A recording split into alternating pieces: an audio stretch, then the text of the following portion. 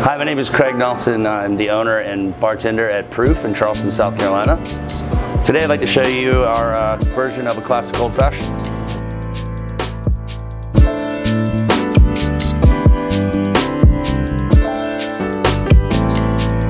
First we're going to start with a sugar cube. And then we're going to give it a couple of dashes of Angostura bitters.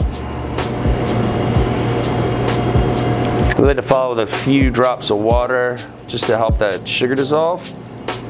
And while we're letting that sit and marry together, we're going to get a orange peel. Add a little aromatics to the drink when we come to the end. That we're going to follow with a couple of ounces of rye whiskey. And then give it a nice little muddle. And what we're trying to do is just break up the sugar cube, help it dissolve a little quicker so you're not waiting all day long. And here at Proof, we don't completely dissolve your sugar cube. We want to give you a little bit of choice in that. So if you find the drink to be a little less sweet than what you want, you can go ahead and stir that into it and help it dissolve a little more. Otherwise, you'll get a little bit of sweeter finish on it. Gonna add a couple cubes of ice.